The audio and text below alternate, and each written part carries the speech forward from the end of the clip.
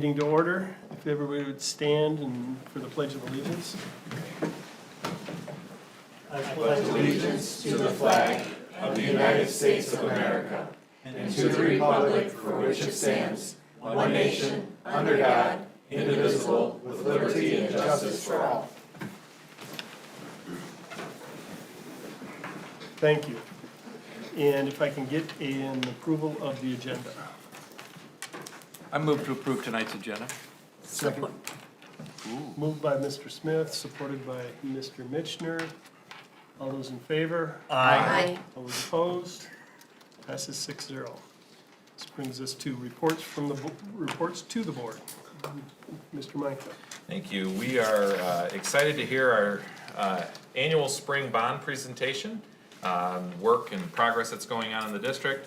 But we also have kind of an exciting report about the architect selection process that we just went through. So I'm going to ask Mr. Donnelly. I know members from McCarthy and Smith are here as well, but I'll ask Mr. Donnelly to come up and provide the presentation.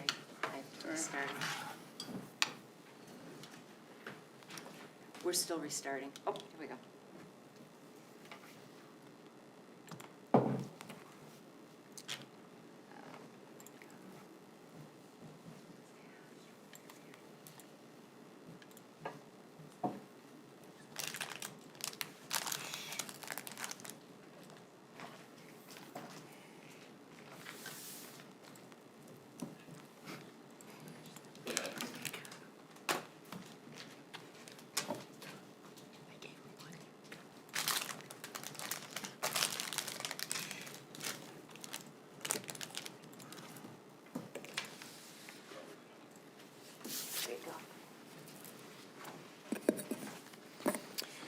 All right, thank you. Happy to be here tonight. Kevin Donnelly with Plant Moran Real Point. I'm joined here by our construction partners with McCarthy and Smith, Bill McCarthy and Justin Bott.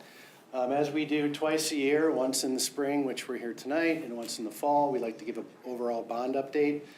A lot of the information you're going to see tonight is redundant in some regard from what we presented in the fall, so I'm going to try to get through it as quickly as I can. We want to do just a quick bond progress update, talk about schedule and milestones and where we're at, do a financial update based on where we're at today here in June, and then just an update on the balance of the bond planning for the 19 program. First couple of slides are very familiar. It's just the bond campaign information, what the main goals and the pillars of the bond is. Educational facilities, new learning opportunities, 21st century tech, infrastructure, and safety and security.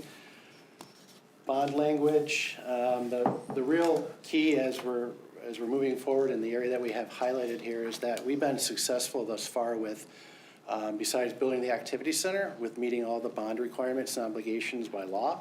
So the bond has been very, very successful in that regard, and we just have yet to complete the activity center. Just the millage language, really nothing to talk about here other than it's just the legal language tied to the bond program. This slide I think is pretty impactful. Since 2020, we've been able as a team to complete 35 separate projects listed here year by year. We have 8 ongoing and pending bond projects that are yet to complete, which are on the bottom right-hand corner. We'll talk a little more detail as we move forward in the presentation, but we're actively under construction with the 6th grade house. We are starting the high school baseball and softball and tennis phase 1. We're going to start planning here for the activity center and the wellness center that's going to be in this building. Meadows phase 2 in the playground is currently in progress. We are starting the 24 site improvement program here in June, anticipating another site program for next year, and then through the remainder of the bond, there'll be additional technology and equipment improvements. So what have we been working on as far as design and programming to support the projects that we have ongoing? FF&E, which is furniture, fixtures, and equipment. We've been contemplating some select scope that we could potentially do at the high school ahead of the 25 bond. There's been some programming going on behind the scenes for the Wellness Center, which will go again in this building once we complete the new administration. And then we're planning out the balance of the 2019 bond program. Bidding and procurement, we bid out late last fall and early this year, both the sixth grade house and the athletic fields over at the high school. We bid and awarded the Meadows Playground and the 2024 Site Improvement Program. Some of the key planning items is we've been actively working behind the scenes on the 25 bond program, which we'll talk a little bit about tonight, as far as our recommendations for the AE architect. We've also completed here recently, and we're going to set up some meetings with administration, planning for the 25 program, utilization studies, pupil enrollment studies, and facility assessments. The construction team is working actively behind the scenes to support current projects with logistics planning and coordination, with subcontractor planning, move management. We've got a lot of work to do that we had to do ahead of construction over at the sixth grade house, permitting and approvals, and any asbestos abatement to support construction. So that concludes kind of a high-level update related to the ongoing work. As far as milestones, and I covered some of this, I think, just a few moments ago, but we actively have the Meadows 5th and 6th grade Phase 2 under construction, which will be complete and ready for students this August. The new playground to the back of that building is also under construction right now, and as well will be completed in August. We've started the 6th grade house renovations, which will go through this year up until August of next year and be ready for occupancy August of 2025. The high school baseball and softball complex Phase 1 is starting here in June and will be complete before baseball season March of 2025. Many select interior renovations at the high school, which we're looking at right now, will be done this summer, probably some in the fall, leading up through the end of the year. The site improvement program, which is basically some asphalt paving, new paving over at the playgrounds at Orchard Hills and Deerfield. That'll be ongoing throughout the summer. The high school tennis facility will start spring of next year and go through fall of 2025. Couple of other projects that I had mentioned previously that we're looking at right now, and we're starting the planning and programming. The Wellness Center. Here, I think you're going to see some more information coming to the board here in July, and these two timelines include both design and construction, but we're anticipating that we'll be able to complete that project July of 26, because obviously we can't get into this building until you move to the other building, which will either be fall of 25 or between break, call it winter break, leading up to 26. The Activity Center, I think we're going to start in earnest as far as planning and programming yet this summer. A lot of squinting eyes with this slide, but look at it at your leisure. This basically has kind of a quarter by quarter or season by season from 23 through 26, all the projects and all the activities that we're going to be going through as far as completing the 19 program and then leading into the 25 bond program. Just some update photos. These are pretty current. This is the Meadows 5th, 6th grade house Phase 2. Justin and his team does a great job with doing aerial photography, so this is from our McCarthy folks. But some aerial photos, interior photos and progress photos of some completed areas. Got a kitchen going in, a gymnasium, a lot of site work ongoing right now. This leads us to the Gateway project, which is the back of the high school. We've wrapped up all the remaining work this spring. The project is substantially complete. We've conducted a punch list with the team, and we're just working on some minor details right now behind the scenes. But everything is substantially complete, and these are some finished photos of that project.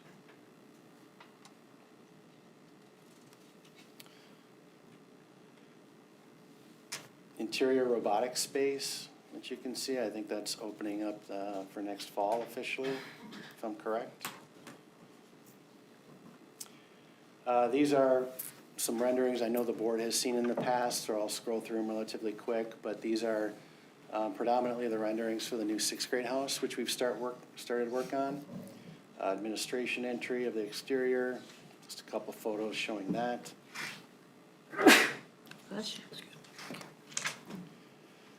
The Japanese school, each user group at the sixth grade house is going to have their own entry point, so that's what we're showing right now.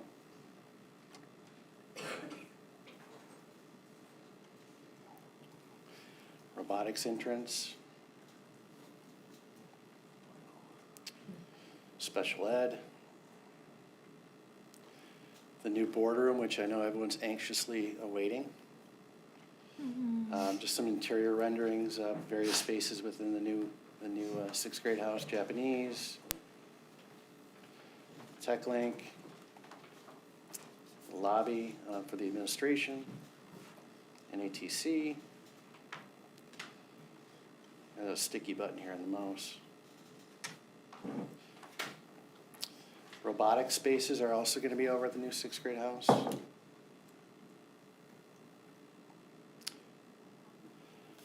Some renderings of the new playground, which is going to be open this fall over at Meadows. I know all the kids are excited for next fall to have a playground back. Some renderings of the new baseball, softball complex for phase 1. There will be a phase 2 that'll be part of the 25 bond program. The areas that are hatched kind of in the middle between the fields will be part of the phase 2 work, which will include indoor batting and concessions, locker rooms, and any amenities. Tennis complex phase 1, which will start spring of 25. We are constructing 12 courts as part of phase 1. Phase 2, which could include indoor courts to the north, will be part of the 25 bond program. The big advantage to moving the courts here, if you see the dark area of parking, is that we're going to create roughly 125 to 150 additional parking spots at the back of the high school. So that concludes project update along with our current schedule. I have to keep this slide in because it's affected the whole bond through the life of the program. Over the life of the bond, we've seen on average anywhere from 40 to 60% increase in costs through escalation. We've been able to manage that quite well through the life of the program, but it has been an impact. The next slide here is a reconciliation that we've done through April 30th with Devin and his team. The overall program is $192,300,000. We have commitments to date of $173,580. That doesn't mean we've spent all that money, but we've committed all that money through current projects.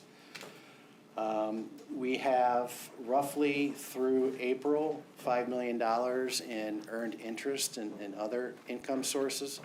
We're projecting another $2.5 million of earned interest for Series 3, which then brings us to what we're calculating as a remaining total of $26.2 million left to complete the program. We've identified the remaining scope below. Something got whacked out of tab there, but the projects that are remaining include the Wellness Center, any site improvements that we're still factoring as part of the 19 program, the High School Activity Center, technology, FF&E, and then any contingency to handle any miscellaneous projects or contingency that'll be needed on various projects themselves. We are going to sell the Series 3 bond here in June. I believe the funds are going to be available yet in June. Overall, we've been able to complete the program roughly a year early, which I think is great. That avoids additional escalation through that final year, which I think could equate to a few $1 million in escalation costs. So that's good. We've been able to mitigate that. So it's a financial update. As far as bond planning moving forward, I think I've mentioned this now a couple times during the presentation, but we're actively looking at the remaining projects, which include the Activity Center, the Wellness, any additional site improvement programs, and that has been underway since November of 23, and we figure that we'll have everything close to being defined by the end of this year for their last remaining projects. So trying to get through that as quickly as I could. Open any questions that the board may have. Appreciate the time and the opportunity to give the update. Just a real quick one. The wellness center budget, is that inclusive or not of the state funding that we also secured for the wellness center? It's not inclusive. We previously had, out of the 19 bond, $1 million presented before, but as we're going through some of the early programming, we realized that we might need some additional funding. So we just put a placeholder right now of $2 million, which is not inclusive of the grant. Any other questions? Thank you, Mr. Donnelly. Thank you. Appreciate it. Let's moving on. Introduction of new student board representatives. Mr. Micah. Alrighty, well, this past year, we had the privilege, I think, and honor of having Jennifer Rajesh be our student board representative. It's been awesome to have a student perspective come and sit at this table. The process for selecting the next board representative was established by the high school, and Ms. Carter ran the process. And there's an application. It's fairly competitive. There's a number of kids that apply for it.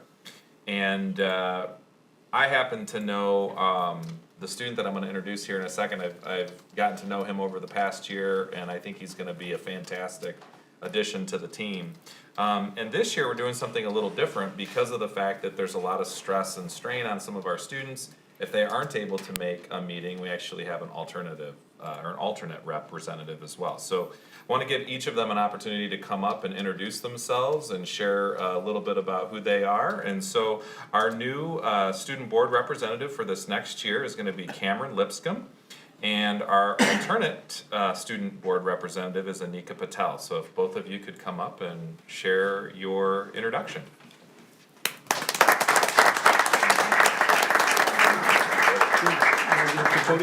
Yeah.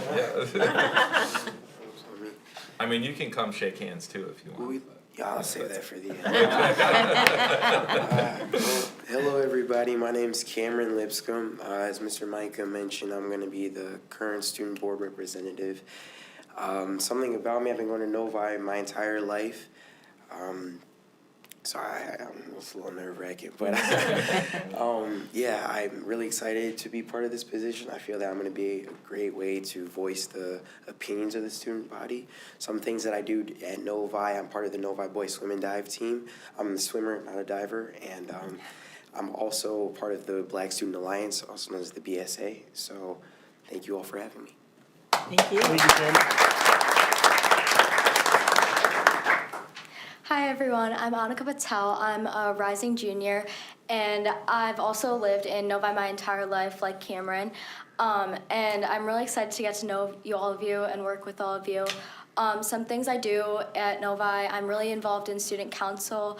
I'm a representative for the KLAA for Novi, and I'm also on the Michigan Board of Delegates through MASC, MHS, and I'm on the executive board of student council. So I really hope that I can be a good asset to you guys and support Cameron and everything that he does through this position. Thank you. Thank you.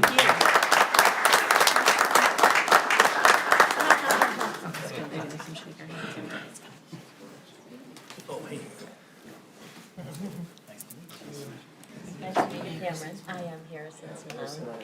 Okay, I can't wait to tell him. Hi. Great job, Cameron. Would you like a little there you go. See? Treats. It's normally Tom passing out the food. All right. Well, you know, Tom's might be listening, so always a treat for me. Well, welcome, and we look forward to hearing your reports and hearing from you in the fall. This brings us to celebrations. Yeah, there's a lot to celebrate. I'm sure some of you board members had things to celebrate. It was a fantastic school year, so we're really celebrating, kind of the culmination of a tremendous year, another one in the books. One thing I'd like to draw just a quick note to is that our special education director, Ms. Patel, this past month was awarded with the Patricia Wisdala Award, which is recognized the top special education director in the county as voted on by her peers, which is a pretty awesome acknowledgement, and I think she's here, so I just would like to recognize her with a round of applause.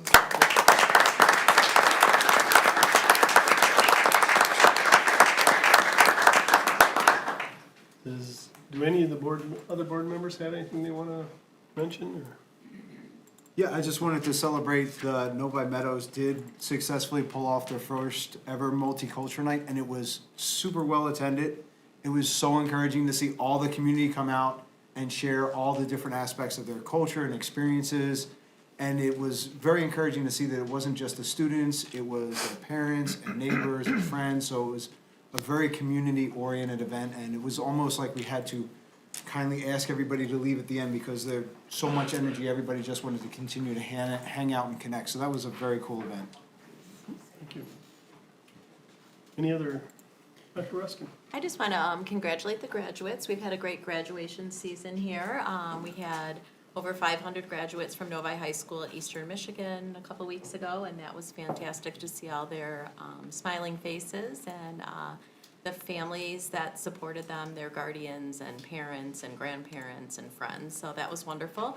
We had the NATC graduation. We had 3 amazing graduates who graduated from our program. It was so sad to see them leave us, but they are certainly ready to go out into this big, beautiful world. So that was really great. And then tonight, we all were at the Adult Education and Career Prep High School graduation, which is also a really significant milestone for those, I would say, students. They are always lifelong learners, but adults who took a non-traditional path and really deserve to be celebrated. So that was, it's been a lot of celebrations around Novi. Thank you. Yes, the NATC graduation with the talent that comes out of there all the time is, it's amazing, so. Yeah. Any other celebrations for tonight? Seeing none, we will move on. This comes as comments from the audience. The board respectfully requests that any individual wishing to speak to the board provide their name, address, and any organization they may represent. Keep your comments to the allotted time, which is 3 minutes.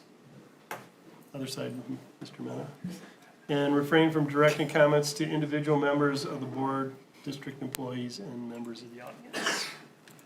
Do we have any cards? Yes. We do. We have one card this evening. We have Stephanie, and if I butcher your name, Stephanie, is it Nagy? Yeah. Yeah, Stephanie Nagy.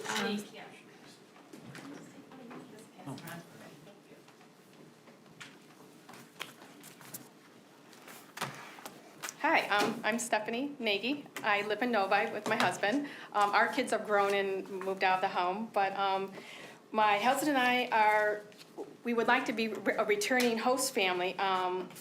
Since our last host experience ended with COVID, unfortunately, our student from Italy had to go home in March.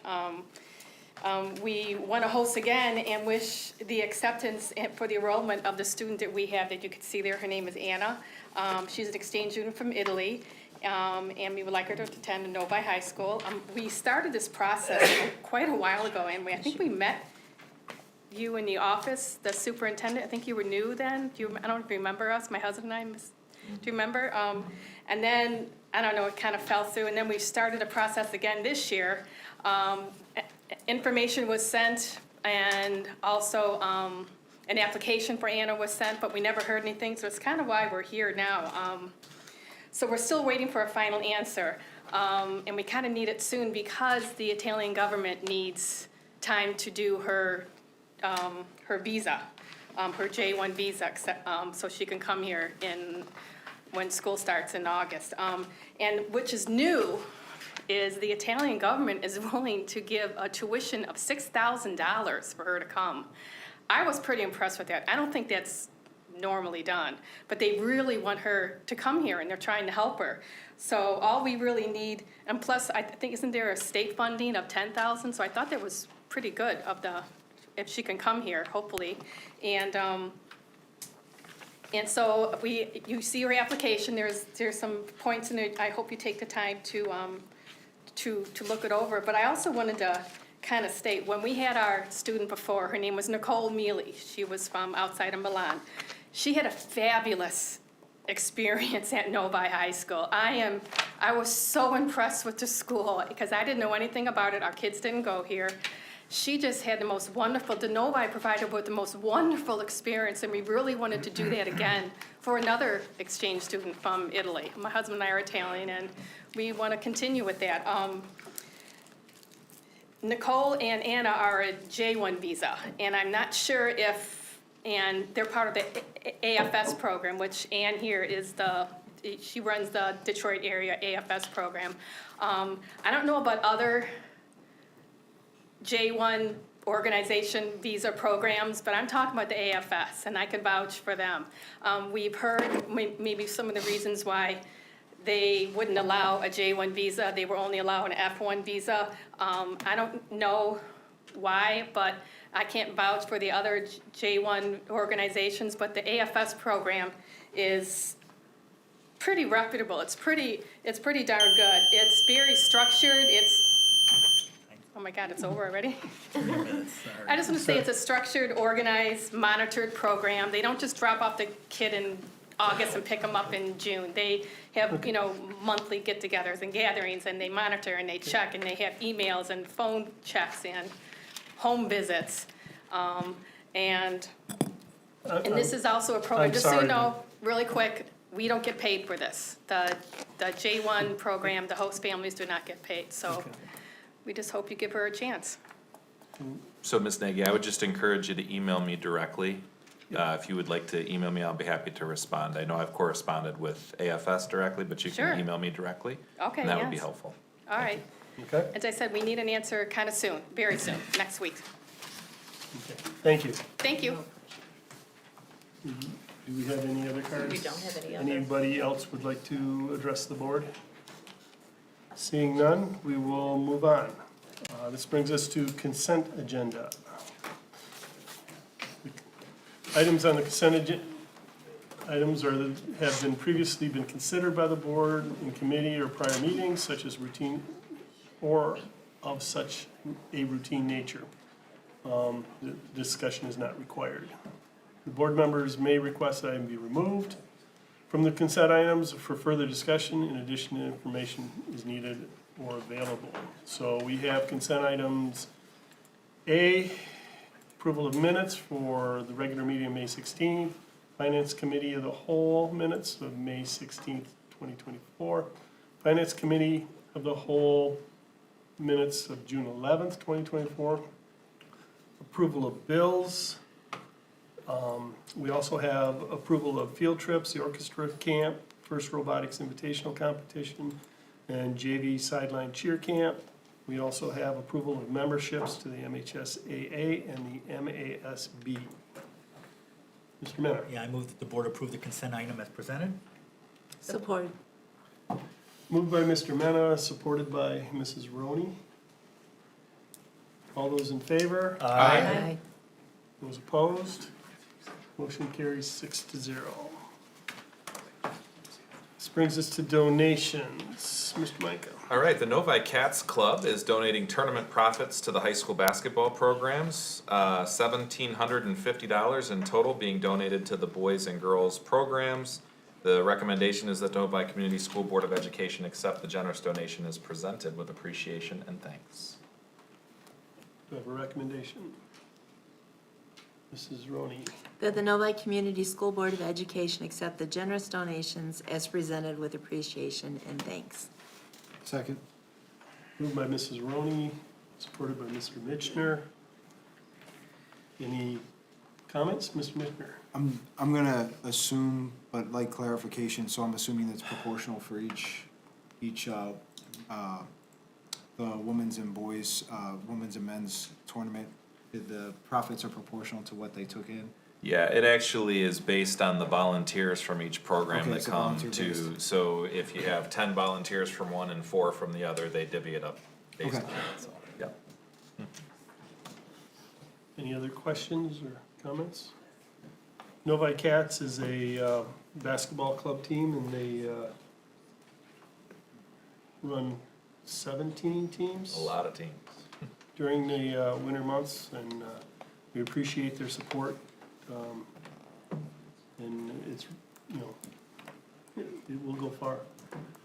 So with that, I'll call the question. All those in favor? Aye. All those opposed? Passes 6-0.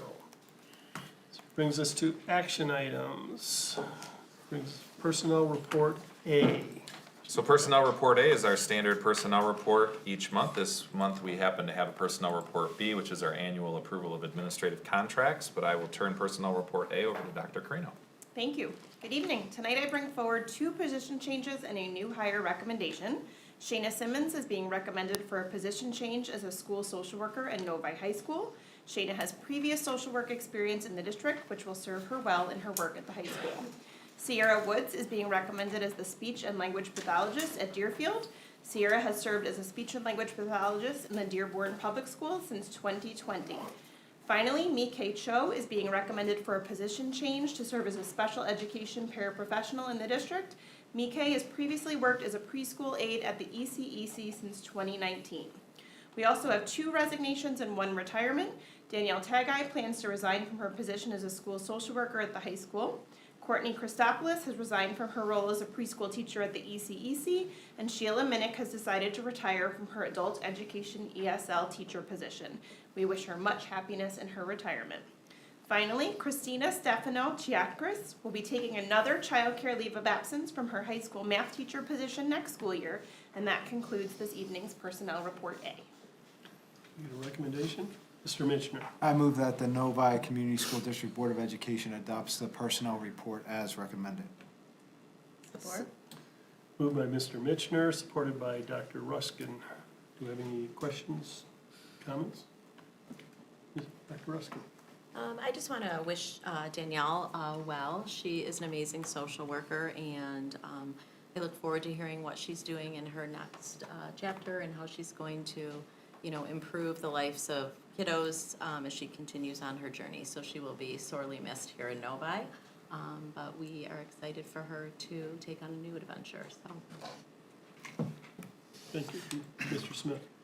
I want to echo what Dr. Ruskin said. I know Danielle worked personally with one of our 3 children and did an amazing job helping Thomas. And I did not know she was moving on to different things or this next chapter. She was very helpful in me getting my wardrobe on for our graduation ceremony, which is an invaluable assist. So I thank you for that, Danielle, and wish you only great things, and thank you for all that you've done for our family.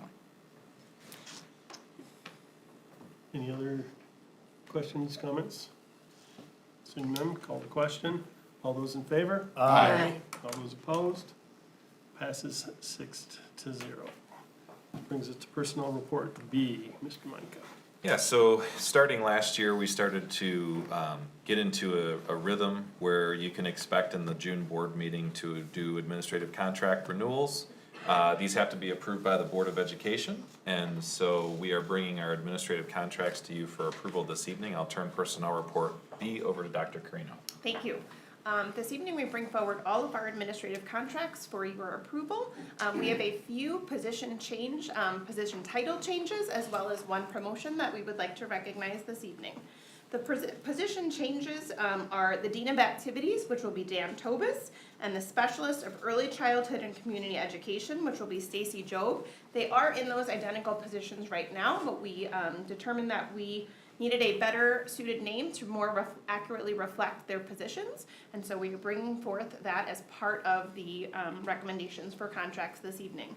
We also have a promotion for the Director of Special Education, a co-director model for Amanda Squire, so we will talk about that when we get to it. I will read all of the names and positions. So we bring forth for your consideration, the administrative contracts of Devin Kling, Assistant Superintendent of Business and Operations, Assistant Superintendent of Talent Management and Development, myself, Mike Jeremini, Assistant Superintendent of Teaching and Learning, Andrew Cohn, Director of Curriculum and Assessment, Ann Hansen, Director of Early Childhood and Community Education, Jeff Dinkelman, Director of Employee Relations, Spencer Riley, Director of English Language Development and State and Federal Programs, Steve LeBlanc, Director of Finance, Emily Polanski, Director of Instruction, Mike Dragoo, the Director of Maintenance and Operations, Rosalie Johnson, the Director of Mental Health and Wellness, Shaylee Patel, the Director of Special Education, Amanda Squires, as I said, as the new Director or Co-Director of Special Education, Cynthia Valentine, the Director of Transportation,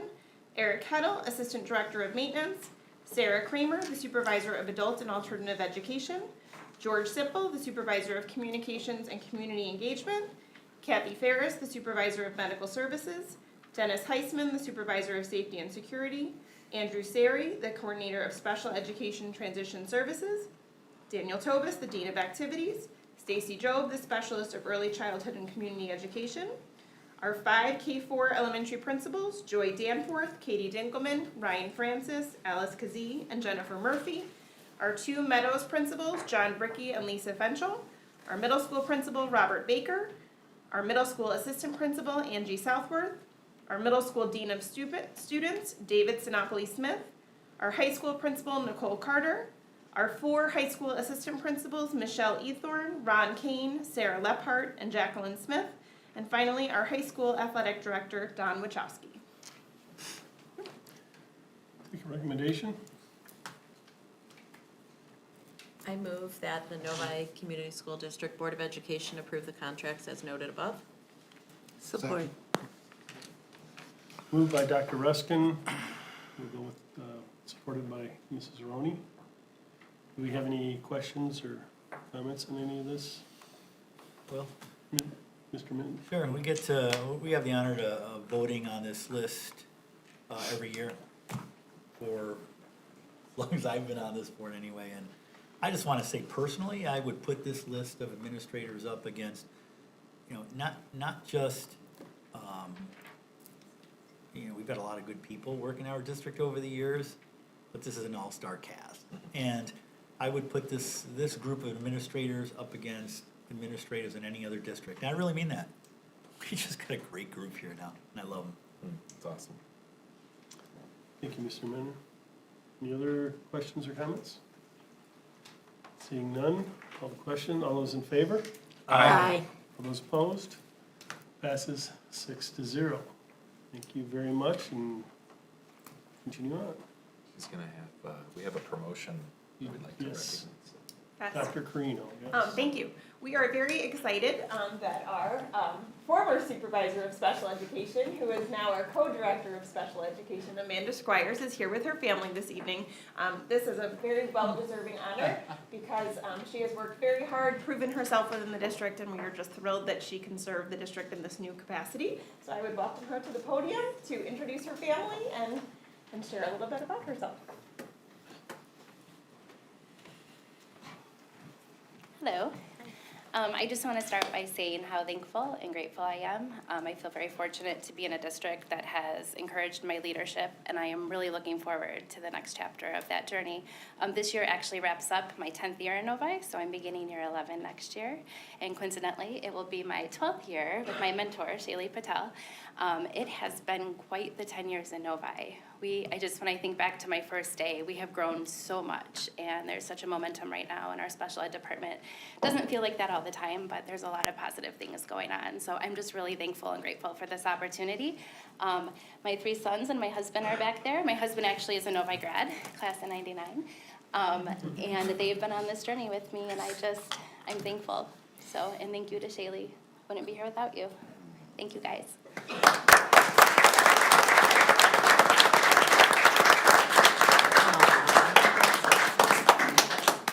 We also have 2 new hires from our personnel report A, so I would like to bring them up. We have Sierra Woods.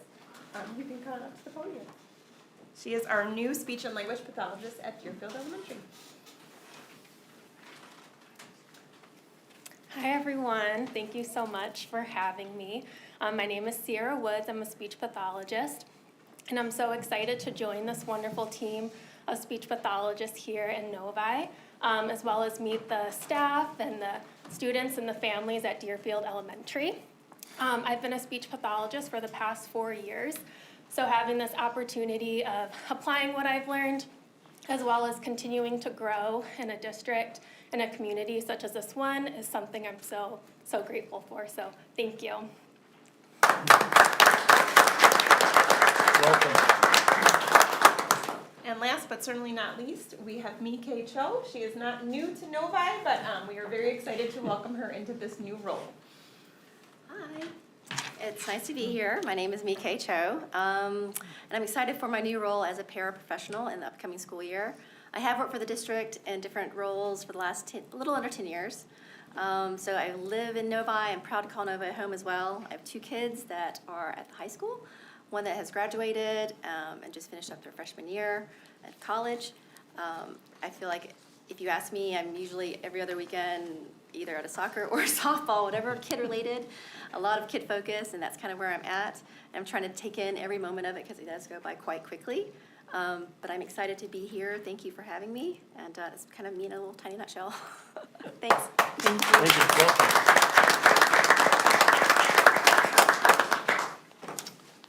Concludes our personnel reports. Thank you very much, Dr. Trino. This brings us to action item C, our AE Services Selection Approval. Thank you. This opportunity has been a very unique opportunity in that we have been looking at going out in 2025 for another capital projects bond. And one of the things that we have been doing, as many of you know, is we've been going through the RFP process for all of our partners.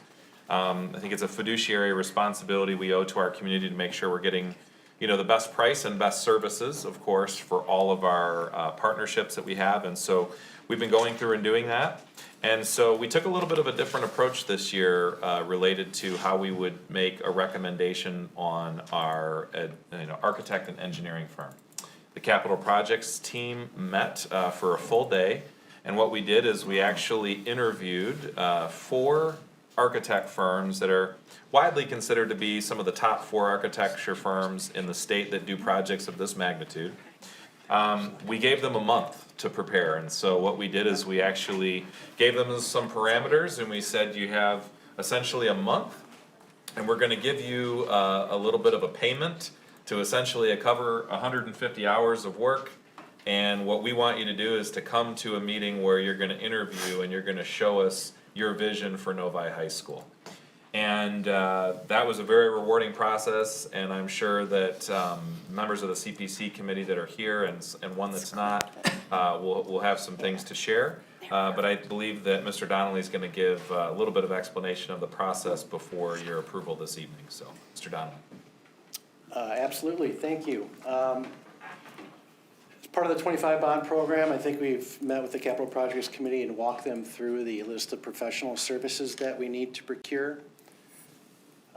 Back in January, we're very fortunate enough as Plant Moran Real Point to continue to be retained as your owner's rep. The next key milestone of that first list that you see there is getting the architectural and engineering services on board, which is where we're at tonight. Leading from there, we're going to have several other pre-bond procurement items. As far as professional services, you'll see the construction manager coming out later this summer for approval, tech design in the fall, and then some RFPs behind the scenes for bond legal services and bond counsel.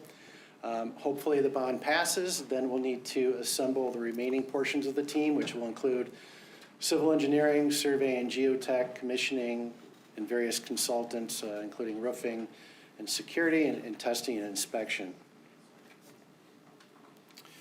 The process that we embarked on for the AE selection, it included district administration, the Capital Projects Committee, and we invited 4 qualified firms ahead of time, so it was a predetermined, vetted, pre-qualified list. It was the responses, as Ben had indicated, included a conceptual design, and each firm about a week and a half ago was asked to present on those designs. The firms that were invited were TMP, GMB, Fanning and Howie, and King Scott, and all 4 firms interviewed with the team. We took proposals on May 10th. Again, like I had mentioned, we interviewed each firm. The interview team was comprised of Superintendent Micah, Devin Kling, Mike Dragoo, Don Wachowski, Nicole Carter, the high school principal, the Capital Projects Committee, Greg Van Kirk, and myself. We did establish criteria selection ahead of time, which included various components and weights and factors for the selection. Sheila, this is not the right presentation. No, it's very similar to the other one, but I've gotten to a point where it's no differing.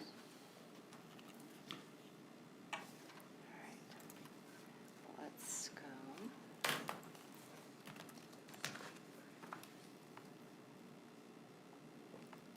This one? No, that's a report, that's a report. No, that's not. Because that's the one I have.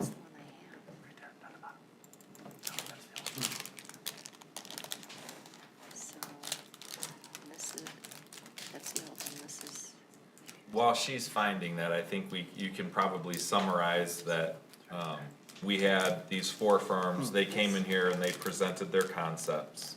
And at the end of the day, we were charged, Willie, as a team, with providing a recommendation to the board.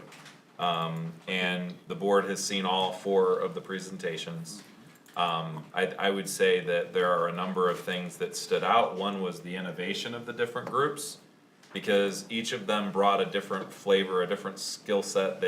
We did not give them specific things and said, you know, we want exactly this thing. We kind of gave them a lot of latitude in what they presented, which gave us a lot of different ideas. And so I think one of the things that we benefit from is, these are 4 great firms that have given us a lot to think about. Obviously, there's more that's gonna have to be done with bringing other people into the conversation, but we have a really good head start. So, Found the right presentation, I'll just pick it up from where I think we should continue. We had mentioned that they had provided conceptual designs. The criteria that we had asked them to provide their conceptual designs on were some key elements of the high school. The activity center, a proposed new natatorium, performing arts, we'll see a lot of improvements at the high school. Revisioning of the interior of the high school, we all know that it's quite the maze to get through the high school right now. So how can we revision the interior, create some main thoroughfares through the building and just some better wayfinding? And then what do we do with the existing field house and how do we integrate that into the new amenities such as the activity center and the natatorium? So as Superintendent Micah had indicated, we had some really good proposals. A couple of firms stood above the rest in the conversations that concluded, but this was the criteria that they all submitted on. As I had mentioned earlier, this is the interview committee. Interviews were conducted on May 31st. Due to the size and the complexity of the upcoming program, we are recommending that we award to 2 architectural firms. One architectural firm to strictly focus on the high school, and another to focus on the K through 8 programs. We're going to bring forward tonight recommendations for 2 architects, but it is the recommendation with the new program coming up due to the size of it that we hired 2 architectural firms. The 4 submissions that we received, they were very, very close, obviously in their qualifications because we pre-qualified each firm. Their fees were very close, in fact, probably the closest that I've seen in any RFP process. All the other key criteria were very close as well, and we're seeing very market competitive, market norms as far as the fees that we've seen. The 2 recommendations that were vetted by the project team, which included administration, capital projects committee, and members from Plant Moran Real Point, are to recommend the high school scope to King Scott and the K through 8 and miscellaneous projects to Fanning and Howie. I think we have a formal recommendation letter as well as part of the package, but we feel these 2 firms were the 2 obviously that stood out from the others, and they're going to provide the best value for the next program for the district.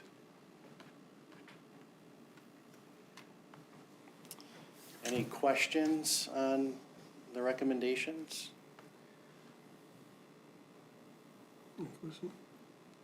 Seeing none? I think there was, I think Ms. Bodwine wanted to make sure. I did. Do you want to have a You read motion it. first? Or? Yeah, let's have a motion motion. first. Can, put a point of order, Yep. because I just want to clarify. I know we just discussed the need for approving 2 architects. The motion currently is written differently. So I can go off script and, Yeah, I would say everything leading up to that, but the addition of also adding Fanning Howie and Associates. For K through 8. so I'll go ahead if you want, make the Sure. motion. Sure. I move that the Board of Education award architect and engineering for the high school to King Scott and Associates and K through 8 to Fanning Howie. I support. Moved by Mr. Mena, supported by Mr. Smith. Okay, so now, do we have any questions? I do. Mrs. Beaudoin is not here today. She asked me in her stead to read a quick statement, if I could. And Ms. Beaudoin states that first, I apologize for not being able to be present tonight as I had a family commitment. As a member of the Capital Projects Committee, I was able to participate in the review of the 4 options for AE firm. These firms were given a set of very general guidelines for their design. While I feel that all 4 options did an excellent job solving some of these, King Scott Fielding best addressed all of the different challenges that were given. This is important to me because good design always begins first by understanding the needs of those who will use the space. I feel that King Scott did an excellent job of keeping the goals of NCSD at the forefront of their process. As we continue the design process and bring in different stakeholders, needs, and feedback, their ability to keep the goal will serve us well. This group brought so much enthusiasm to the project that even at the end of the very long day, we were all very excited as well. I fully support the recommendation to work with King Fielding Scott on this project. So that was Mrs. Beaudoin's comments. I'd like to add too, I agree with her 100%. I, being the chair of the Capital Projects Committee, had the honor of sitting through the entire process.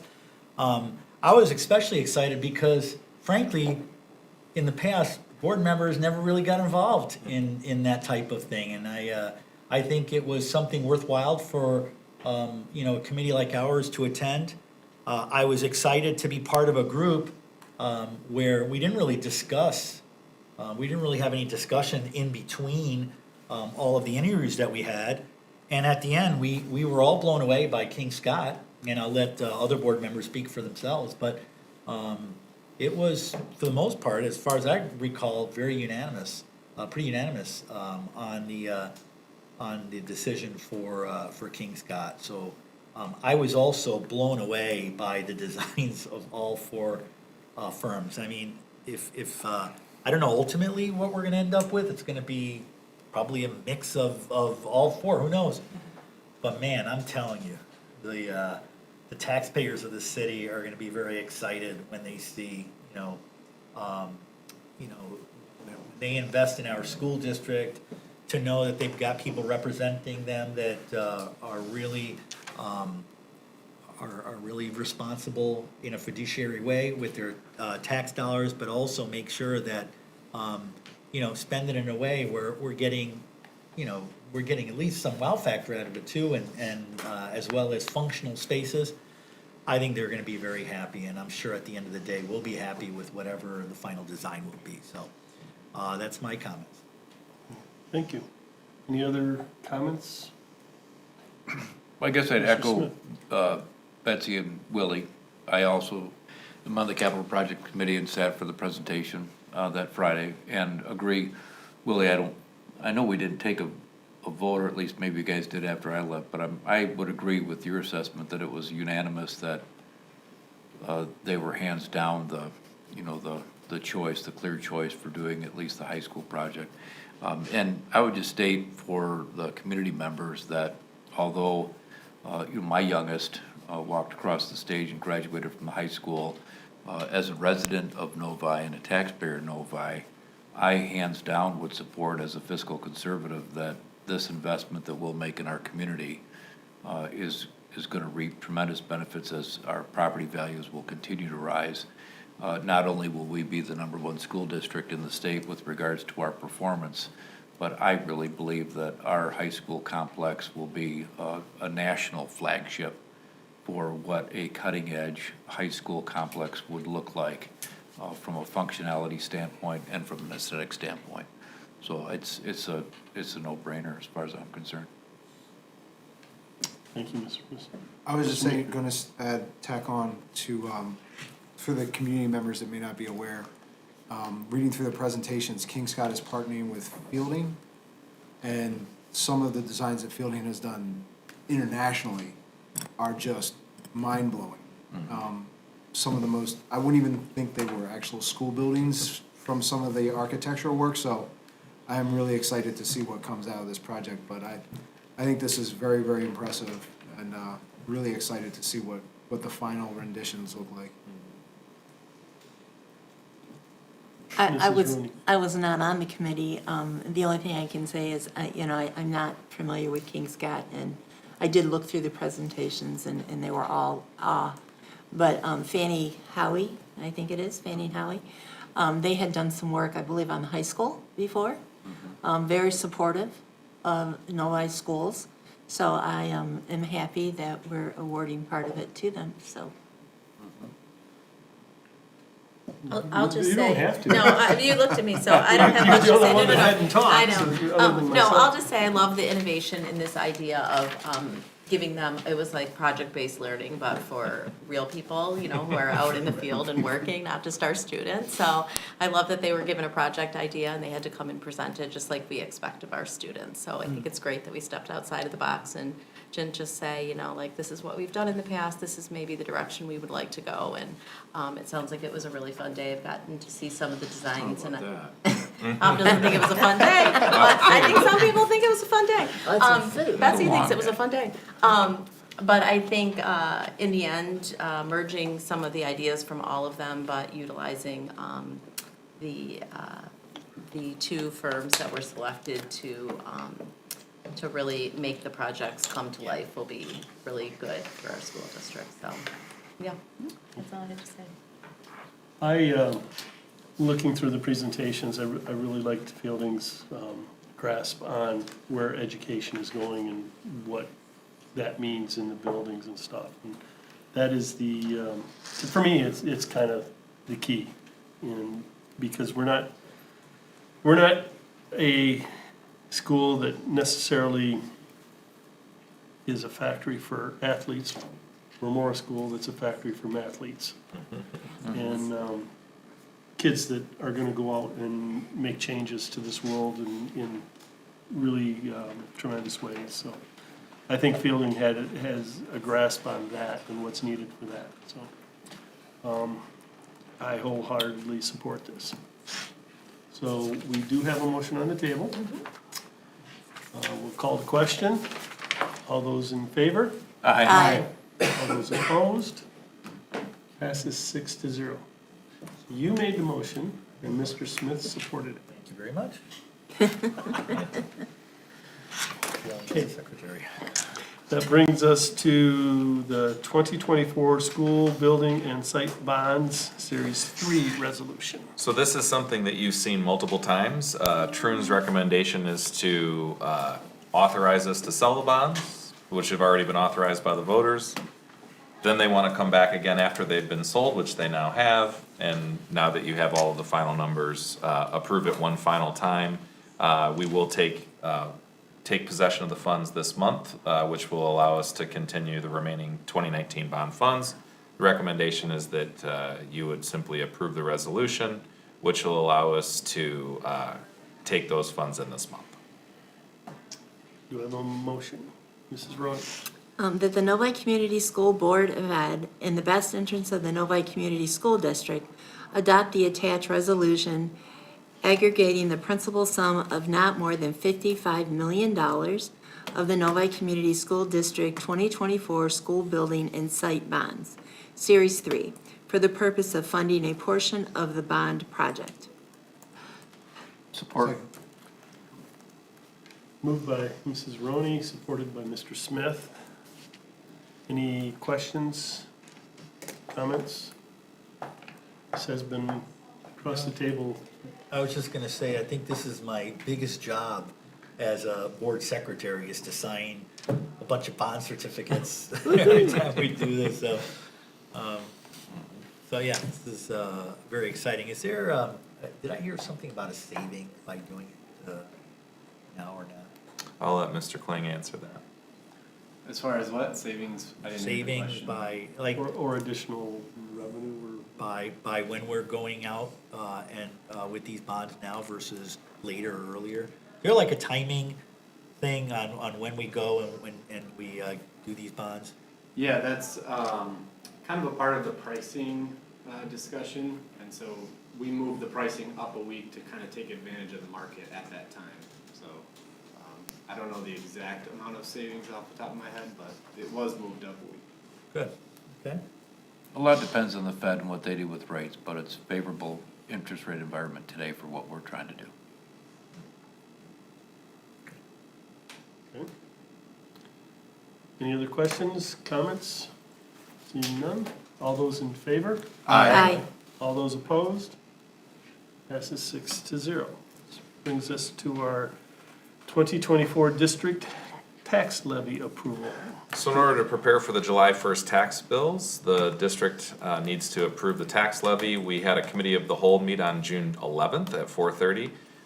We discussed the L4029.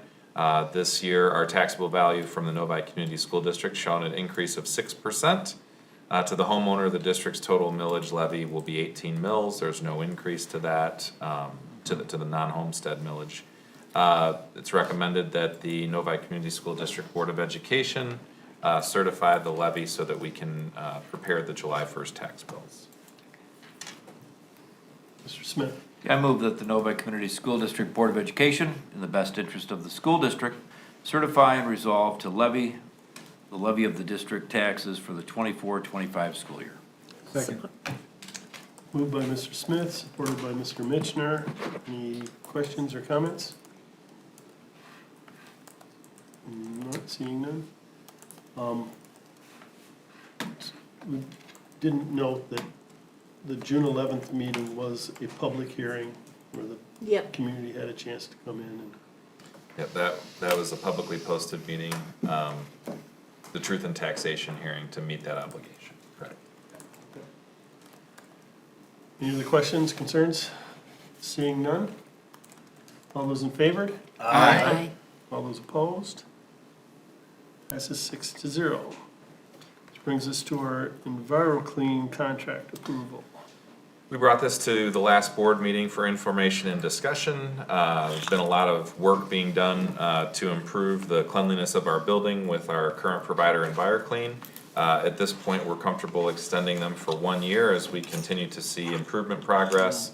The recommendation is to approve a 1-year contract for the 24-25 school year in the amount of $2,652,935.28 to EnviroClean.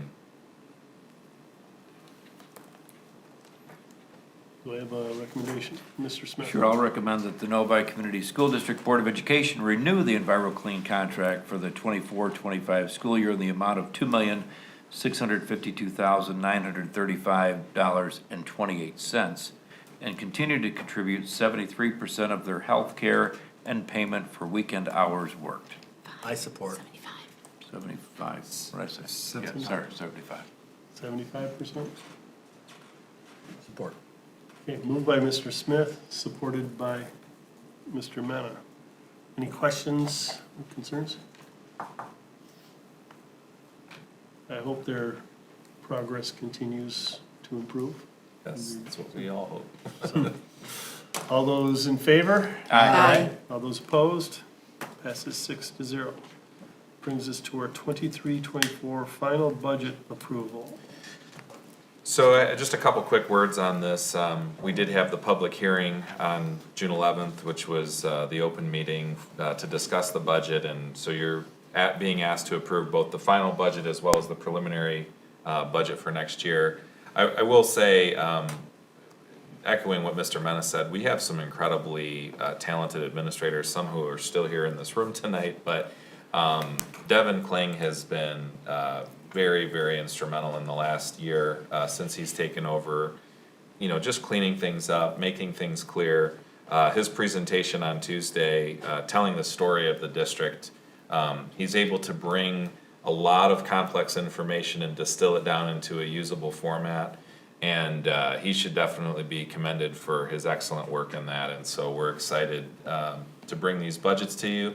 Know that there's a lot of back-end work and a lot of late hours and nights that he and his team are working on it. But the final budget for 23-24 is the first action item here, and it's recommended for your approval and adoption as presented.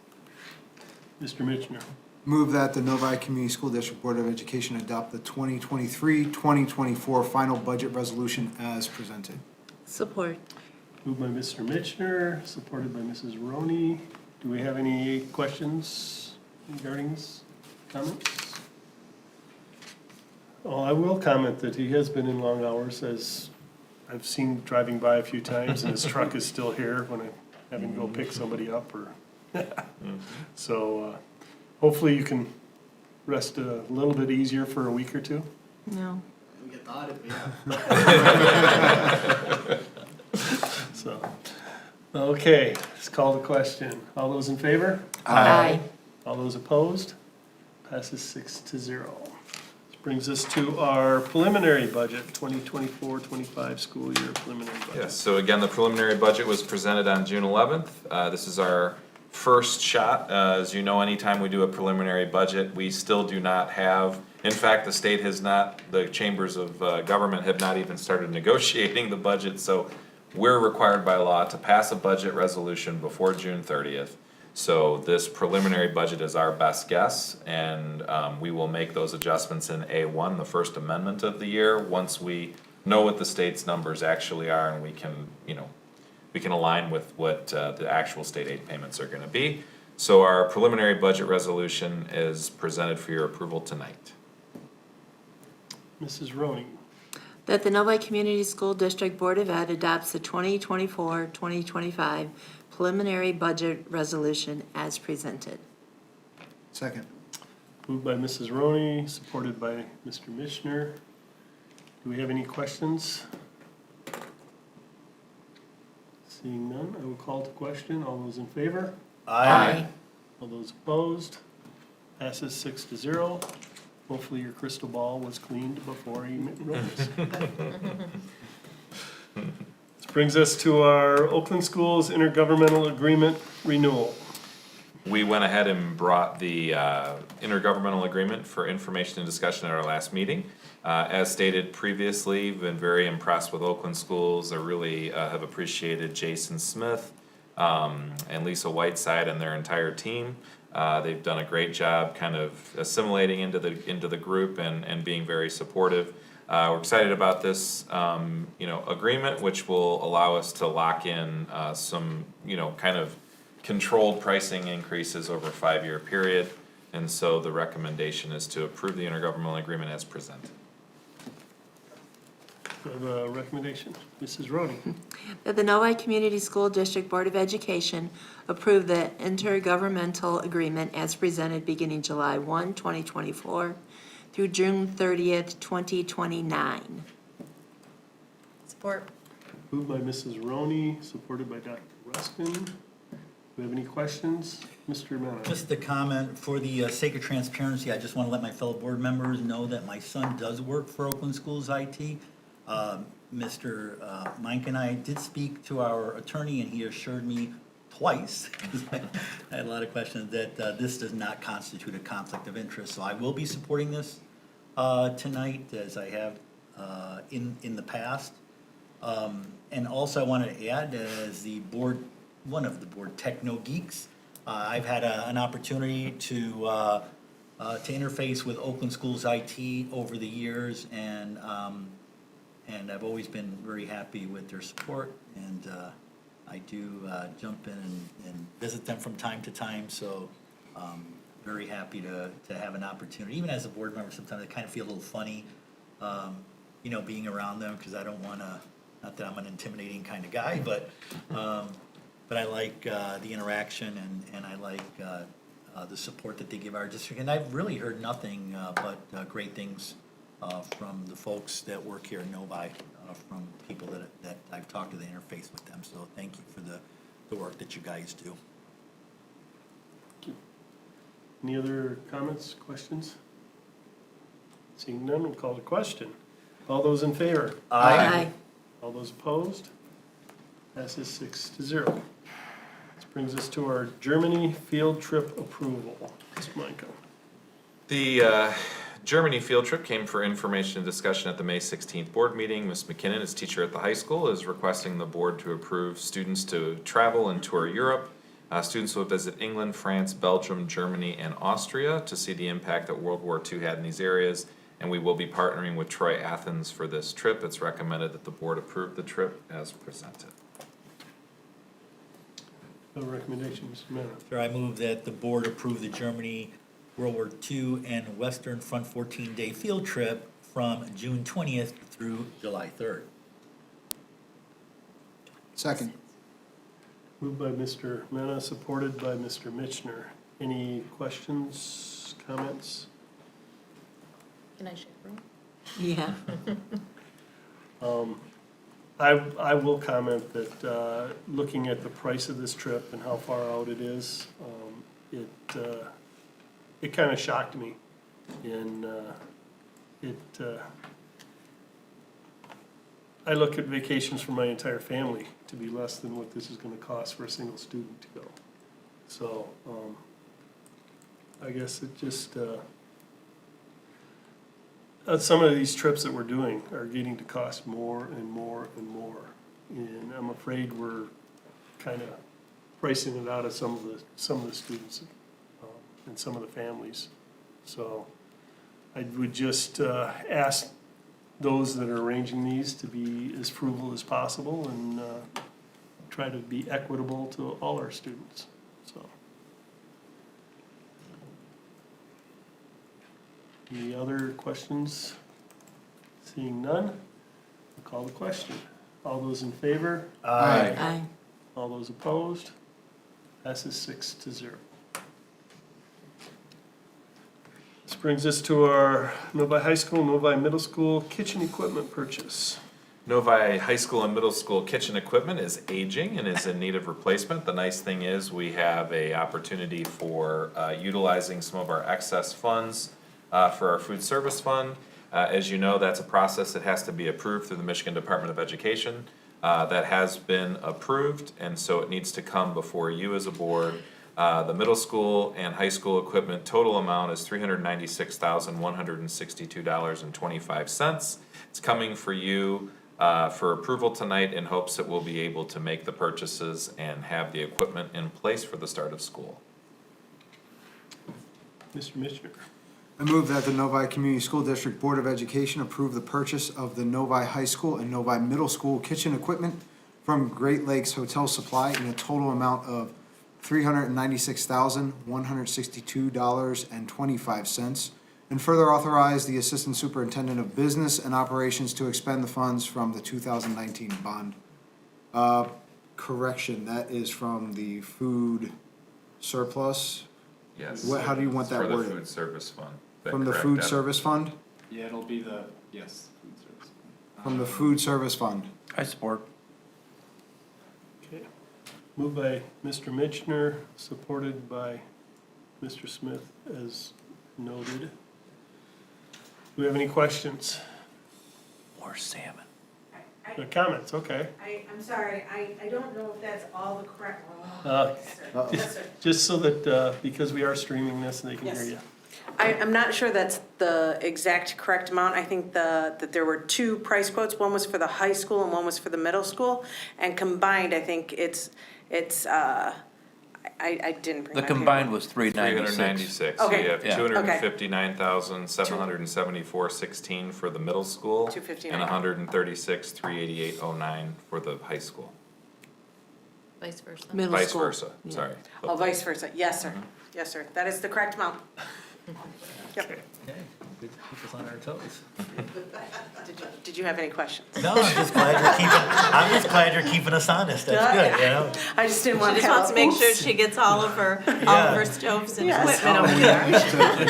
My people will be so happy. So, yes. Keep turning out. the Whatever food you and and- Susan need, just keep cooking. Okay. Just keep making those brownies. You got it. You got it. Okay. No other questions or comments? Call the question. All those in favor? Aye. All those opposed? Passes 6-0. Brings us to our Transportation Wayfinder tablet purchase, Mr. Monka. Yeah, so very excited about this one. Appreciate just the forward thinking of Cindy Valentine, our Director of Transportation. She's done a great job, you know, just kind of thinking about how to update our transportation services and improve the experience for our parents as well as our bus drivers. I know the drivers are excited about this opportunity. This new system will allow real-time route information, interactive maps, as well as provide parents with a lot of different opportunities to be able to see where their children are at.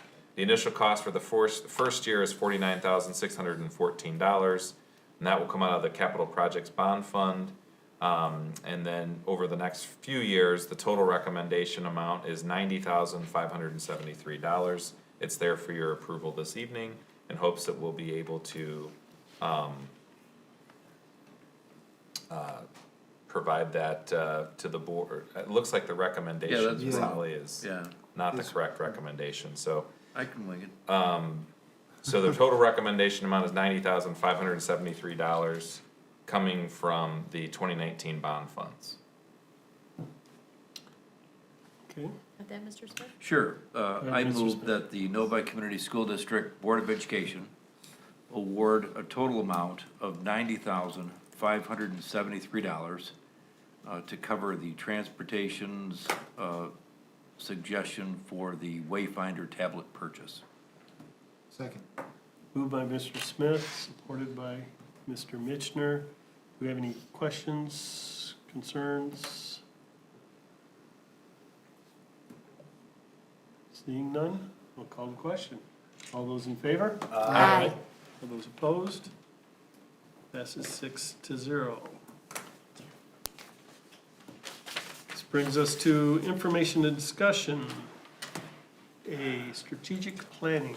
Thank you. I will keep this as brief as possible, but I wanted to just give you an update. I know these documents are in your board packet, but I'll go ahead and just address a couple things.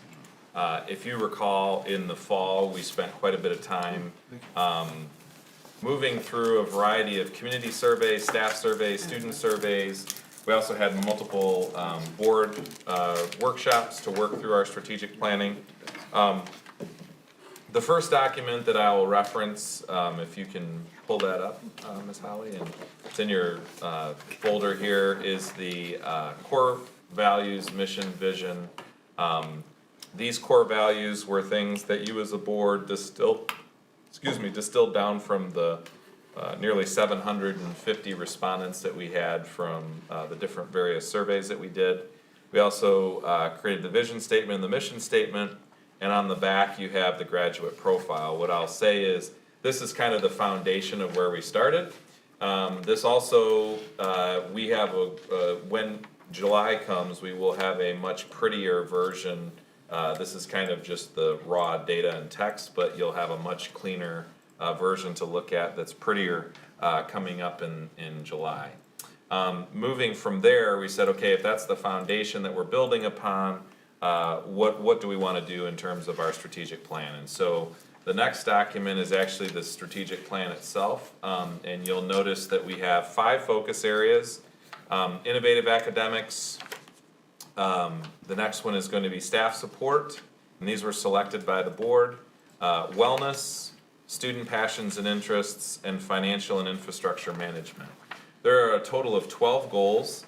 This is a very lengthy document, so what you'll see is this is important for the board to understand that the strategies and activities are the things we're doing, and then the measures of success are what our staff is recommending for the metrics in which we will hold ourselves accountable. So if you look at the final document that's in that package, it's what we're calling a district scorecard. So within the measures of success, there's a myriad of different things from student performance data, there's survey data, there's different types of drills that we do, there's different types of trainings that we're going to do, and so this document will distill all the measures of success into one document that we'll be able to see Are we green, yellow, or red, similar to what you'd see in iReady, so that you can kind of tie that back to the strategic plan itself.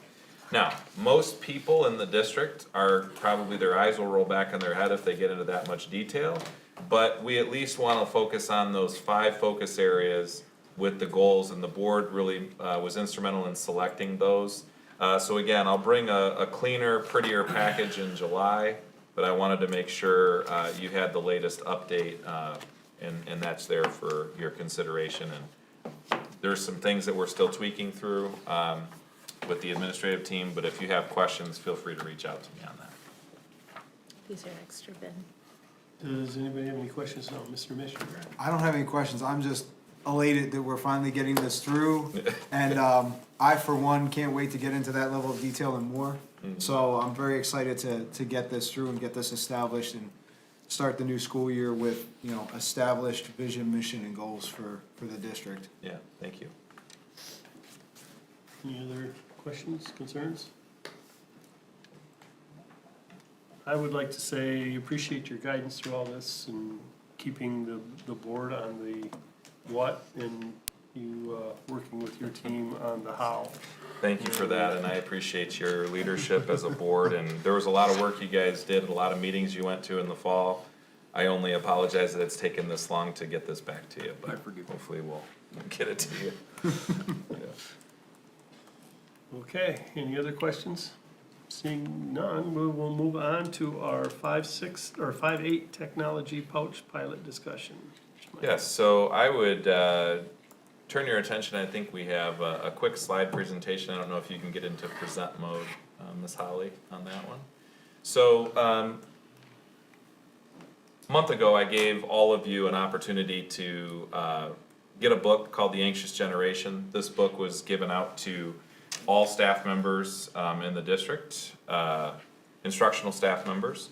And I wanted to just highlight a couple pieces of data and evidence, and this really relates to screens. The first picture that you're seeing here are the average number of daily pickups, the device pickups by age. So you'll see that for most of our kids that are in that, you know, ages 13 to 17, they're picking their devices up over 100 times, in some cases over 200 times a day. If you go to the next slide, which just kind of doubles down on some of these things, the average time and duration that students are on their smartphones, the majority of kids are on their devices for more than 3 hours, and in some cases, a pretty high incidence of more than 10 hours, which, if you understand the research, has a profound impact. 54% of students said that they get distracted by other students using digital resources and specifically screens, and about two-thirds of students are getting distracted using digital devices. That was a study out of Ed Week. Again, I'm just giving you some data. This will be, you know, in your package. The next slide shows that 20% of teens get over 500 notifications a day. You know, it's hard to imagine being a kid these days because we did not grow up with this level of distraction. And this is happening during the school day. Had a conversation with the high school principal, Mrs. Carter, and she was just talking about we really need to move away. You know, we're post-pandemic now. This is not any longer, you know, a pandemic world, and we're still in the habit of kids coming into a classroom and opening up a Chromebook. And we're talking about, you know, losing, when you add these distractions into that additional screen time in the classroom, we're losing the dialogue, we're losing the ability for kids to be able to navigate the nonverbals and all those things that go on. So we talked a little bit about brain drain, and so the mere presence of a smartphone reduces people's cognitive capacity, which essentially, again, is not information that's going to be foreign to you, and a lot of these things come from and are highlighted in Anxious Generation. So, again, the average attention in 2004 on a screen was about 2.5 minutes. You can see that is exceptionally, you know, increased over the course of the past 20 years. And if you go to the next slide, I'd like to just highlight that mental health rates are on the decline. Again, you've seen a lot of this information already, but the next slide is impactful. This is a combined depressive symptoms score from 2000 to 2020. And what you're seeing is just a tremendous spike in the amount of correlation that you're seeing between that increase and rise in screen time to the increase in depressive symptoms. We're seeing this very much impacted with the groups of students that are in the teen years, the students that go to our schools. The number of people that said that they disagree to "it feels good to be alive" has increased, which is alarming. And "I enjoy life as much as anyone" also has spiked by 2020. So all of these things, you hear about FOMO, you hear about these things on, that are happening with the rise of cell phone use is alarming. So the next screen, I'm gonna propose an idea. I've talked to some of you about this, but essentially, there's a company called Yonder. This is a version of what the Yonder pouch looks like. It's on the screen. Essentially what happens is you come in to school and you put your cell phone into the pouch and you lock it in, and you get to keep this. This is on you at all times. It can be in your backpack, it could be in your locker, and essentially it is a cell phone free environment during the day.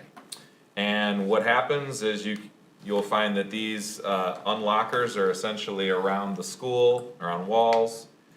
You come in, you put that on there, and then you can unlock your phone, and those would be located at like exits and entrances to the building.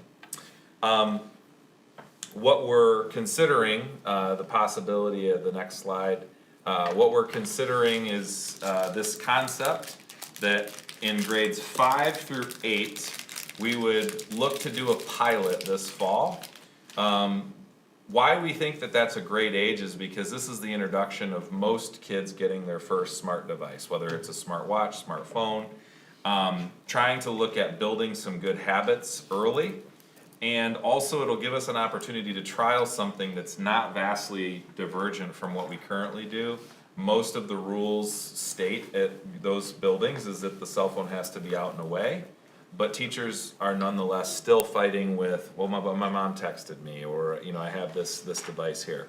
And so we're really gonna try and take a strong stance this next year and say, we're going phone free 5 through 8. We'll have the pouches, we would distribute them to all students. They would have the ability to have those pouches. And that'll give us an opportunity to reflect on this and how effective it is over the course of the year.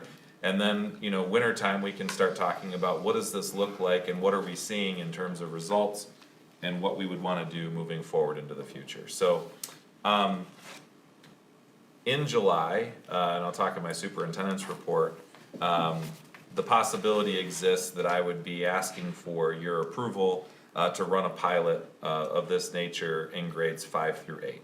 So here to discuss it with you today, if you have any questions or if you want to see these things, I've got a couple of them.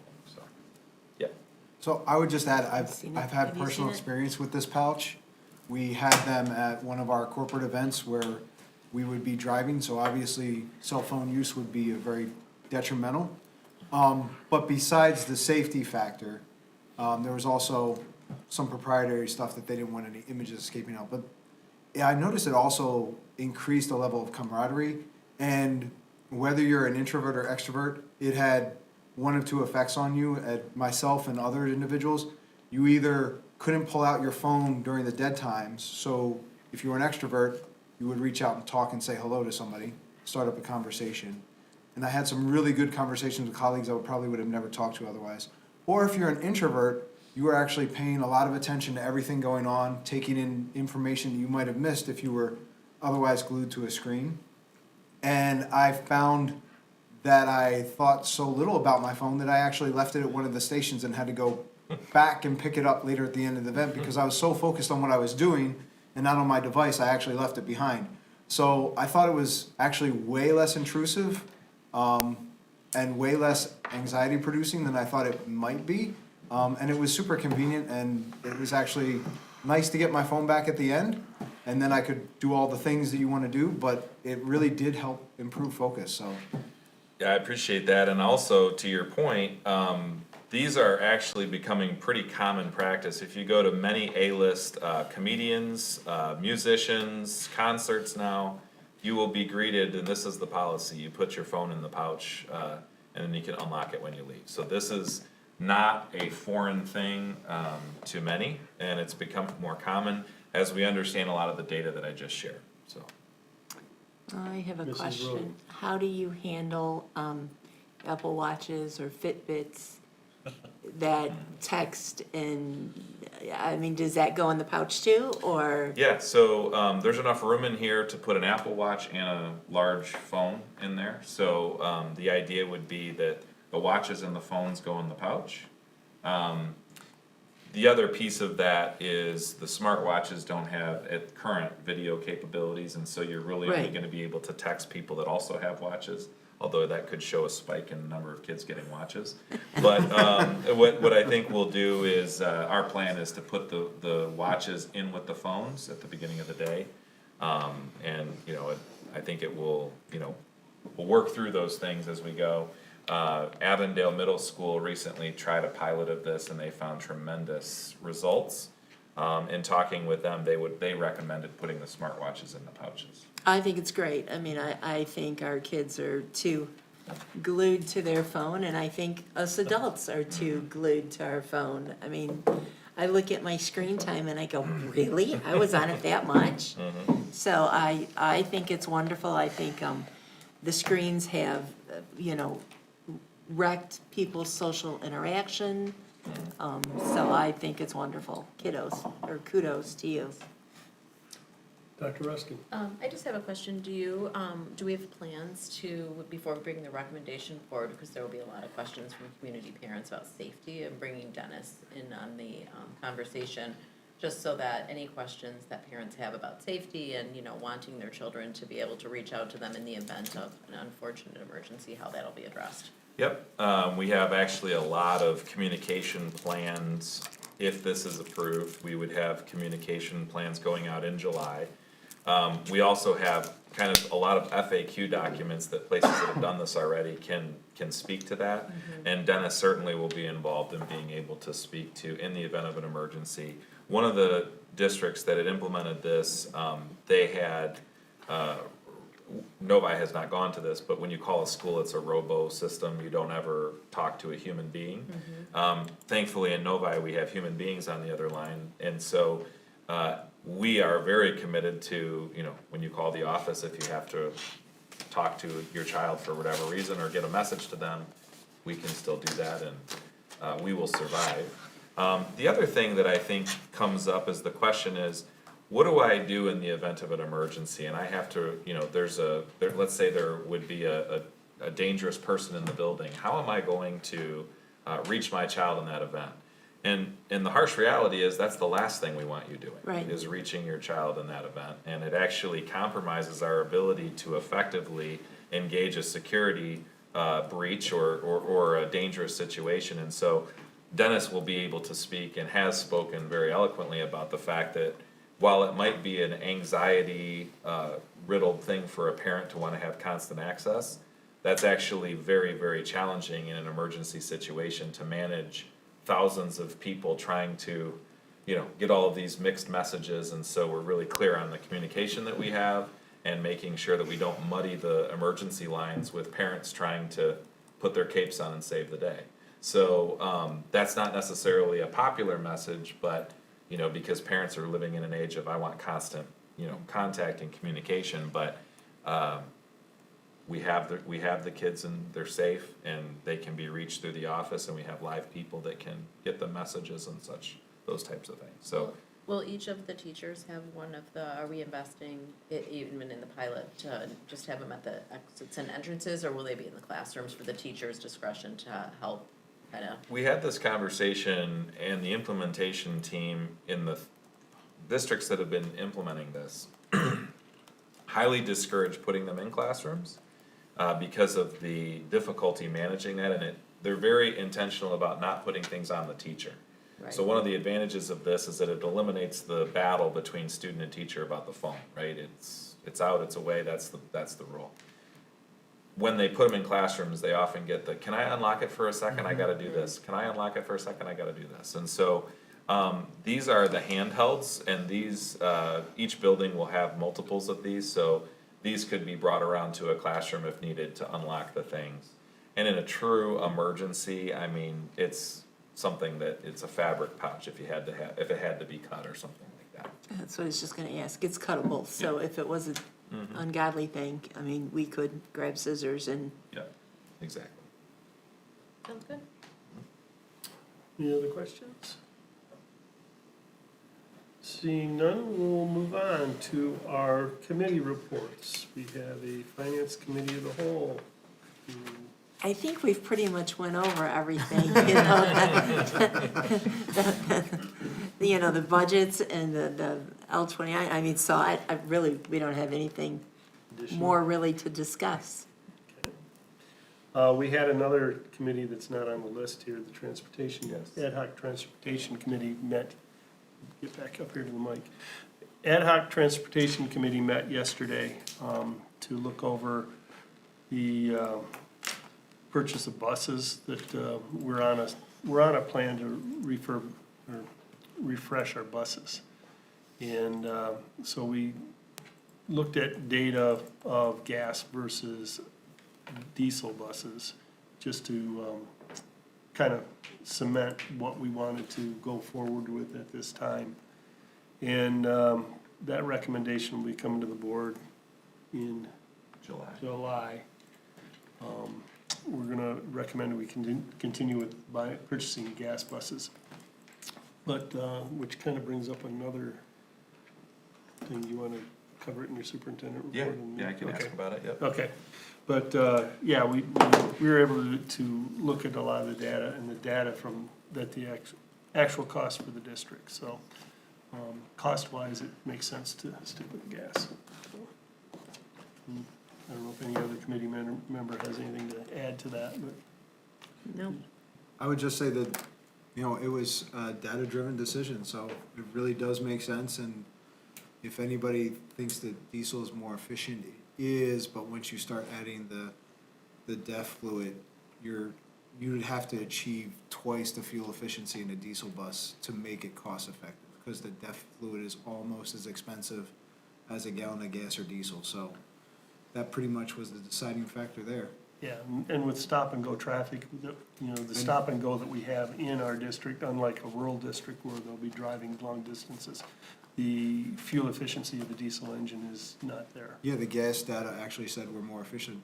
Our buses driven in the district are having better fuel economy numbers with the gas powertrain than the diesel powertrain based on drive cycle, so. One other thing I think that's notable from the committee, we've had 2 meetings. I think there's definitely a desire to explore and keep on the horizon the electric infrastructure. You know, but I think this is the first domino because you really don't want to have 3 different powertrains, and so being able to eventually, when electric comes available and the infrastructure's in place, which we would talk about, I know, in the future, being able to have 2 different powertrains will make a lot of sense, so. Yeah, I think adding to that, plus all our maintenance vehicles are gas too. We talked about that too. Yeah. Having one liquid fuel source across the district made more sense, so. Okay, that brings us to our superintendent report. I'll be brief. Thank you for all your efforts and time. I know graduation tonight and everything was a long evening. Great year. Just want to thank all of the staff, everybody for a tremendous school year. Really looking forward for everybody to get a little rest over the next month, and we will have a great plan coming back in the fall. One thing I just wanted to note that we do have a work session scheduled in July. The purpose of the work session is going to be twofold. One is going to be to train all the board members on a refresher on the superintendent evaluation tool, and the other was to do the board self-assessment, and so that will be a part of the July work session. With that being said, we have a number of things that are coming forward. We have, I talked about the pouches tonight. We talked a little bit about strategic planning and several other things. We have several other things that are going to come your way for the fall. it really has become clear that we likely need another regular board meeting in July. And so, my request would be to be able to add one meeting in July as a regular meeting. I have a date that I can suggest for it, but if we don't have people comfortable looking at their calendars right now, we could, do a doodle poll and do something like that. The ideal state, I think, and preferred would be if you did have a date that we felt like we could have the majority of the board there, to vote on a date, but that's gonna be obviously up to your discretion. So, July 23rd is a Tuesday, and so that would be slightly different because I know we usually meet on Thursdays, but I know that there's several board members that have obligations that week and the tail end of the week, so. I'll be on the beach, Isn't it a but- Thursday? The 23rd is a Tuesday.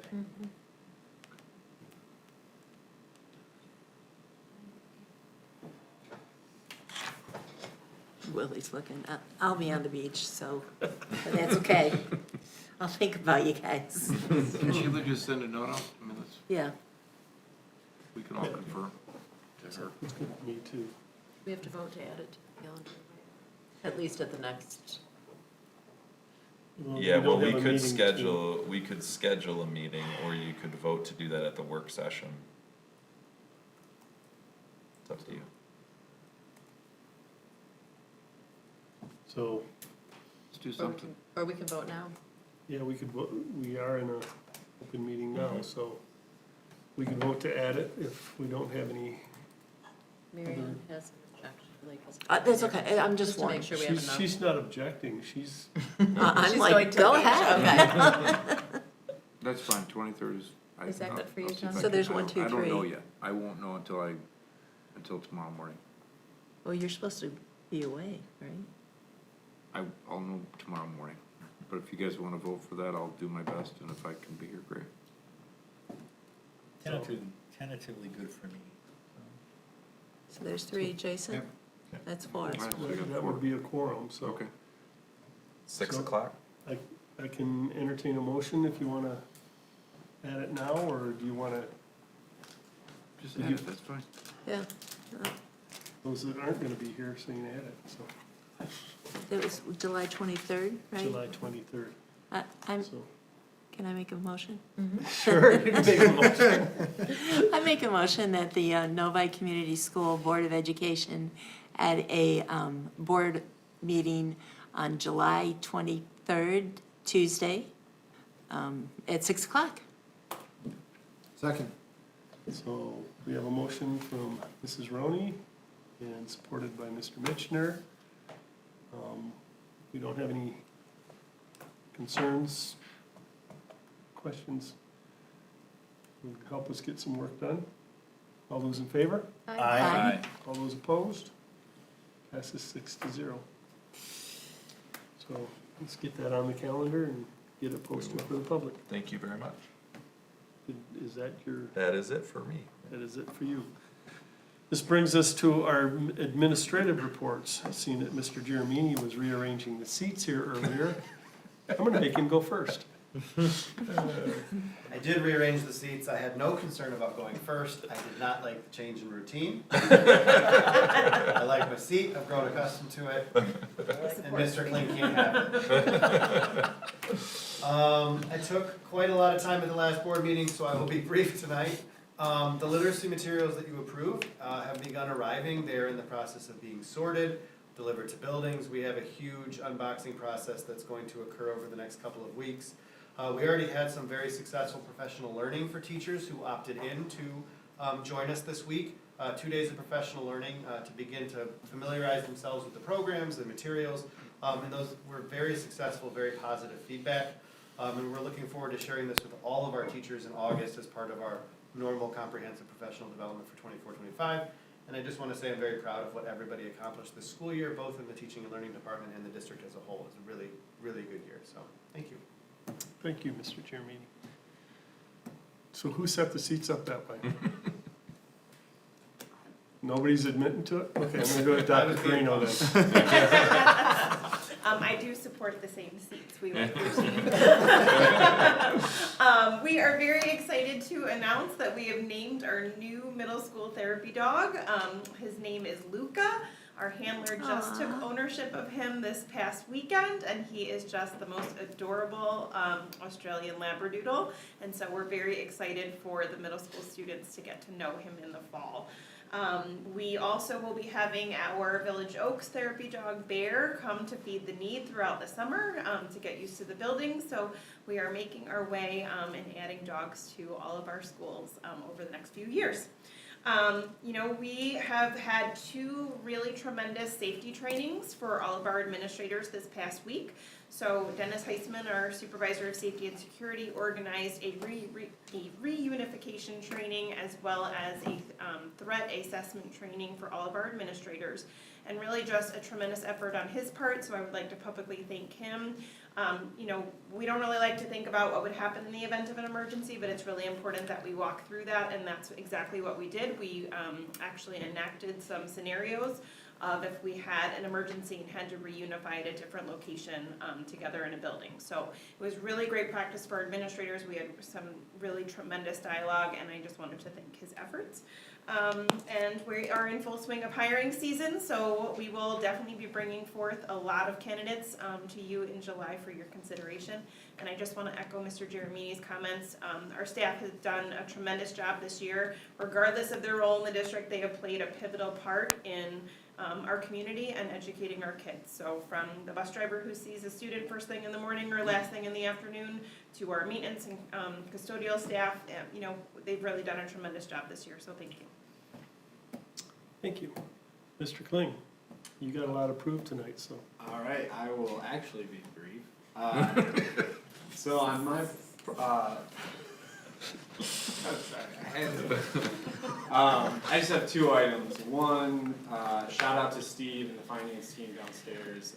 In May, if you remember on my last board report, I kind of told you that the auditors were coming in, you would know. They came in towards the end of May, they did a great job. They'll be back in late summer. Our books close June 30th, and then we have a couple months to kind of, our fiscal year ends June 30th, and we'll have a couple months to close those books. So more to come on that. That'll probably be a September report. And then again, remind you, last month I kind of said we were in the process of looking at our property casualty insurance. We were waiting on a proposal during that board meeting, so we really didn't have enough time to make a decision. It was really between 2 companies, Middle Cities Risk and SETSAG. So we currently are with Middle Cities. We are with SETSAG on our workers' comp insurance. But when you looked at both proposals, and again, you have to keep in mind with these pools, at the end of the year, they give back if there's a surplus. Some call it a surplus distribution, others call it a net asset return, but basically it's a give back to the pool members. So depending on what that will be for both, worst case being Middle Cities would have given us a surplus and SETSAG wouldn't have, it's a savings of $15,000 on that end or as high as $35,000 on the high end. Wow. So most likely, depending on those pools, they give back similarly. So I would say probably closer to a $30,000 savings with SETSAG. In addition to just the cost savings, SETSAG, Middle Cities is a smaller pool. There's about 27 members. It includes cities, community colleges, and K-12s. SETSAG has 525 schools. So, and they specialize in schools, and they kind of give you a little bit more options to make a plan that works best for you instead of being in a umbrella coverage. So between the flexibility and the cost savings, it's our recommendation to go with SETSAG for our property casualty insurance. Not only, again, like I said, for the cost savings now, but then also the flexibility for the future. That's it. Great. Okay, that was long. I appreciate you owning it. I was gonna call him out on it. Okay, this brings us to board communication, Mr. Michener. So just a quick comment, will we need to, is that something that's gonna come before the board, or is that just administrative? It's a service And so you don't technically have to. You could, but most districts don't. Okay. Yep. Okay. Comments from the board? Mrs. Oh, I Rowe? thought you were going down the roll, Just go. but I'll go. Okay, there's two things I have, and I will be brief. I attended the Oakland Schools biannual election for the school board, and the winners were Carol Finkelstein and Mark Katz, and we had agreed upon that. And the other thing is, my husband is Rotarian, and our schools work with the Rotary, the Novi Rotary, on Feed the Need for the summertime. If you go to the Novi High School, or just the Novi Community District website, there's Feed the Need. You can sign up to volunteer. We always, always, always need people to take lunches out to, I think it's 5 satellites this year. You know, it hubs at Village Oaks, but then we go out to different apartment complexes and mobile home parks and distribute lunches out there. And we are always short people to do that, so I'd appreciate anybody that could, anybody that's listening, to go do that. You have to do a background check, which is real simple. And then you can, you know, you sign up and you get your okay, and then you can go out and deliver lunch, or you can help pack and such at Village Oaks. But it's only an hour or two of your time. Anything you can give would be great. Thank you. Thank you, Mrs. Rowe. Okay, anytime. Any other board communication?